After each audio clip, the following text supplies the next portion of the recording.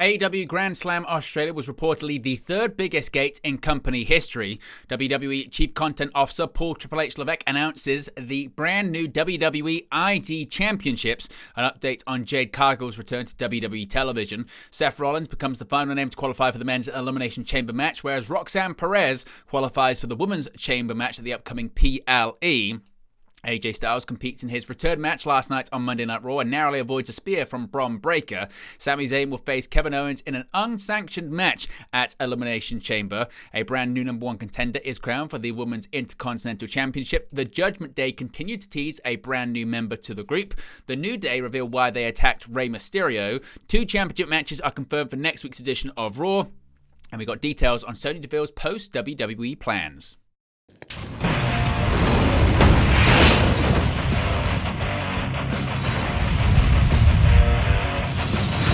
Hey guys, welcome back to Wrestling News 365. Hope everyone is doing very well. As always, there are plenty of news stories to get into in the world of professional wrestling. Let's begin with some more details about the financial success of AEW's Grand Slam Australia event. AEW made their long-awaited debut Down Under on February 15th with the Grand Slam Australia event in Brisbane, and it's safe to say the show was a big success for the company. On screen, timeless Toni Storm became the first ever 4-time AEW Women's World Champion, while off-screen the show was reportedly a smash hit on the financial front, so much so that Dave Meltzer confirmed on a recent edition of Wrestling Observer Radio that Grand Slam Australia officially ranks third behind AEW's 2 all-in pay-per-views in London, England, when it comes to the money generated at the gate. Quote, "This was the third biggest gate in the history of the company," Meltzer said. "I didn't get the final number, but they were at $1.3 million at least on Thursday, 2 days ahead of the show. I mean, for AEW, that's fantastic. In the end, the show was a big success. It was not a big enough success to be a stadium show, but that's a big ask. AEW is not a stadium product. It really isn't. Most wrestling companies aren't stadium products, very few if you think about it," end quote. Meltzer rounded off by saying that if AEW chose to remain at Suncorp Stadium instead of moving venues, they could have sold a few extra tickets. However, the show did set the record for the largest gate of a wrestling event held in the city of Brisbane. AEW President Tony Khan confirmed that the company will be returning to Australia in 2026, with fans able to scan a QR code to get updates on when and where it will be, a show Meltzer believes should take place in either Melbourne or Sydney. Now, Triple H, he has announced more championships for WWE. Triple H has unveiled the new WWE Independent Development Championships. The WWE ID program was launched in October 2024. The program was created to provide a path for independent wrestlers who want to build careers in WWE.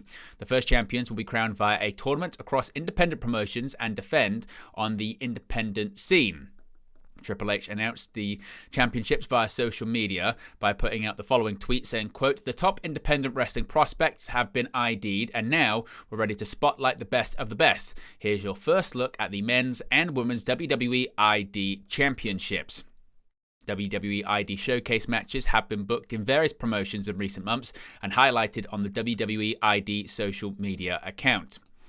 Now, Jade Cargill, she's on her way back to WWE television. Jade Cargill, of course, was last seen on the November 22nd, 2024 episode of WWE SmackDown, with plans for a return seemingly underway. The former AEW TBS champion was written off television after an anonymous attacker attacked her due to a legitimate injury. Recently, progress has been made on WWE SmackDown, with Bianca Belair and Naomi being shown footage of Liv Morgan and Raquel Rodriguez leaving the scene after the attack on Cargill. With Cargill having recently been at the WWE Performance Center, it looks like a return could be happening in the near future. PW Insider notes that not only has Cargill been at the WWE Performance Center recently, but creative plans for her return will also be set, quote, "very soon." The nature of the plans were not specified in the report, but are likely to play into the attack and subsequent revelations. Cargill had previously cast doubts that Naomi had no leads as to who was responsible for the attack on her. Naomi replaced Cargill as one half of the WWE Women's Tag Team Champions in December of last year, following the injury that she suffered. Now, Seth Rollins, he is qualified for the upcoming men's Elimination Chamber match. Seth Rollins defeated Finn Balor to secure the 6th and final spot inside the Elimination Chamber main event of the upcoming PLE, with John Cena having already announced his entry, followed by the qualifications of CM Punk, Drew McIntyre, Logan Paul and Damian Priest. It was left between Balor and Rollins to decide the last entrant into the match. Those fighting within the chamber are competing for a shot at WWE Champion Cody Rhodes at WrestleMania 41 after the men's Royal Rumble winner Jey Uso challenged Gunther. Balor started off the match strong, with commentary playing up the competitor's history stemming back to his ill-fated Universal title win over Rollins at SummerSlam 2016. The action was quickly taken to the outside as Rollins sought to get back into it, with Balor careering him into it with a tope suicida. Rollins worked Balor's knee using the middle rope, but was swiftly driven into the apron and had his back stomped in. Rollins sent Balor into the announcer's desk and looked to land a curb stomp on the steps, but once again he was scouted and sent himself into the steps. Back in the ring, Balor landed a coup de grace, going for the pinfall, only to get rolled up himself. He kicked out and locked in a crossface, but Rollins escaped and hit the curb stomp for the winning pinfall. Now, Roxanne Perez, she also qualified for the Women's Elimination Chamber. Former NXT Women's Champion and the record holder for the longest time spent in a Women's Royal Rumble, Roxanne Perez is the final entrant in the Elimination Chamber. Perez bested Raquel Rodriguez thanks in part to a distraction from Women's Tag Team Champions Bianca Belair and Naomi on Raw. The tag champions were after Rodriguez and Liv Morgan because SmackDown General Manager Nick Aldis showed them the video of the Raw stars in the vicinity of the attack that took out Jade Cargill back in November.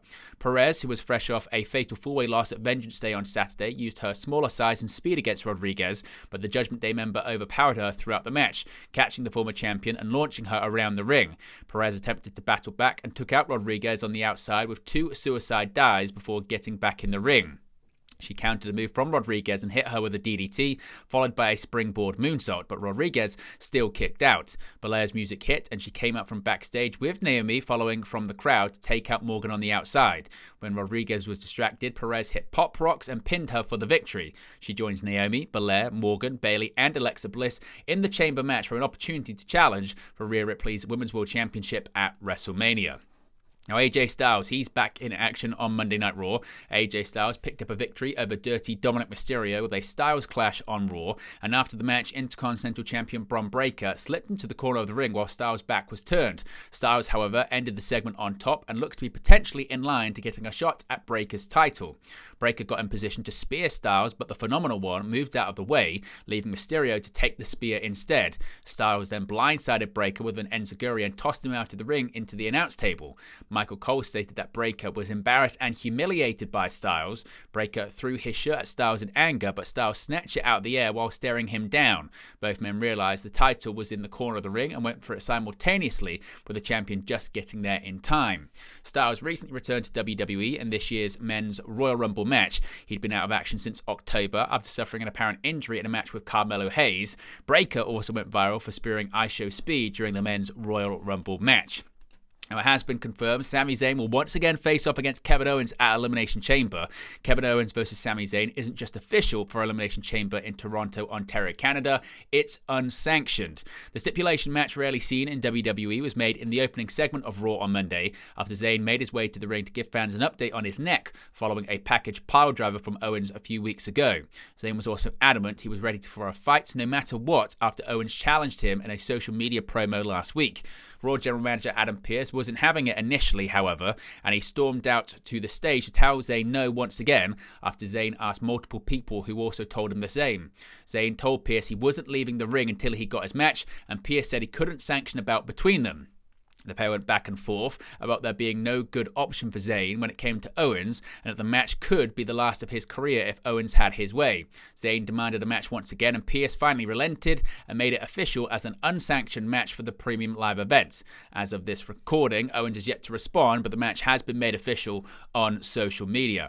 Now, we have a brand new number one contender for the Women's Intercontinental Championship. Dakota Kai earned a rematch with Women's Intercontinental Champion Lyra Valkyria with a victory over Ivy Nile during Raw. Valkyria defeated Kai in January in a tournament final to inaugurate the Women's IC title. After coming so close to winning her first singles title in WWE, Kai was squaring off with Nile to determine the first challenger to Valkyria's reign.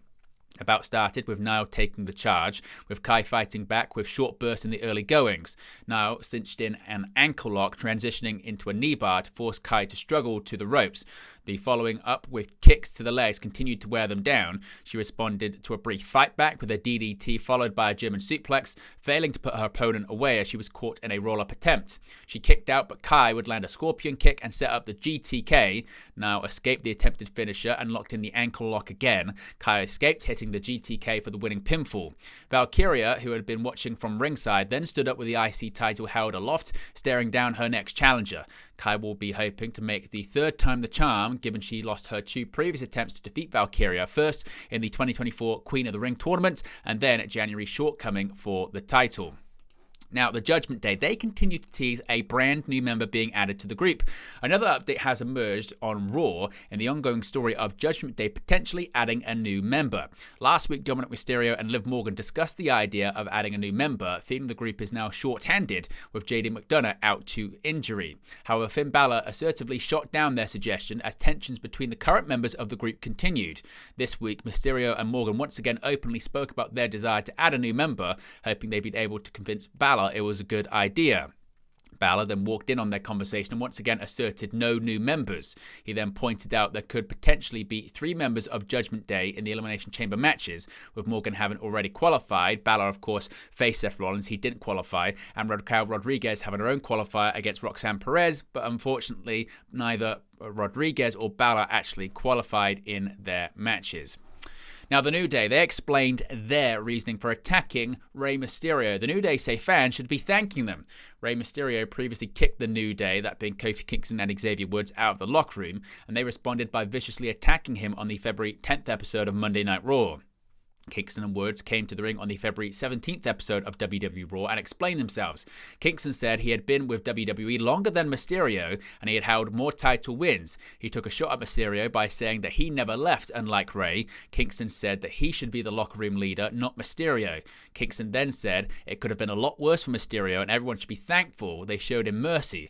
Woods stated that fans should be thankful they didn't give Mysterio the old Yeller treatment. He said that they did Mysterio a favor by giving him some vacation days he could spend with his wife. The LWO, that being Dragon Lee, Cruz del Toro and Joaquin Wilde, interrupted, and Lee made it clear they wanted revenge. They charged the ring and set the New Day running after a brief brawl. Now, 2 title matches have been confirmed for next week's episode of Monday Night Raw. WWE announced that Lara Valkyria will defend her Women's Intercontinental Championship against Dakota Kai next Monday on WWE Raw. As we spoke about early on, Kai earned her title shot by defeating Ivy Now on last night's episode. Plus, Bianca Belair and Naomi will be defending their Women's Tag Team Championships against Liv Morgan and Raquel Rodriguez. And finally, a bit of an update here on Sonya Deville's post-WWE plan. Sonya Deville will be busy after her WWE contract officially expires. It was revealed on Friday, February 7th and into the early hours of Saturday, February 8th, that Sonya Deville had been informed by WWE that her contract was not being renewed and she would become a free agent in a number of weeks. According to Mike Johnson of PW Insider, Deville has agreed to terms with Tom Unger's Big Event Promotions, and Deville will be doing a number of signings at pop culture and pro wrestling conventions once she has departed WWE. Deville was the only talent to be informed her contract was not being renewed, but several wrestlers were released by WWE, including Akam and Razar of AOP, Paul Ellering, Blair Davenport, Cedric Alexander, Luke Gallows and Carl Anderson, Isla Dawn, Elektra Lopez, and Giovanni Vinci. After taking part in Season 6 of Tough Enough, Sonya Deville signed with WWE in 2015. Her most recent run saw Deville featured on television as part of the Pure Fusion Collective with Shayna Baszler and Zoe Stark. But there you go, guys. The latest pro wrestling news for you. Be sure to smash a like on the like button. Be sure to subscribe, bottom right hand corner. As always, let me know your thoughts in the comment section below, and I'll speak to you again very, very soon. Hey guys, thank you for watching, listening, streaming, or however you come across this video today. Be sure to click on the video on the right there to watch our next video, or click the bottom there to subscribe, or the bottom right hand corner. Thank you very much, and I'll speak to you again very soon.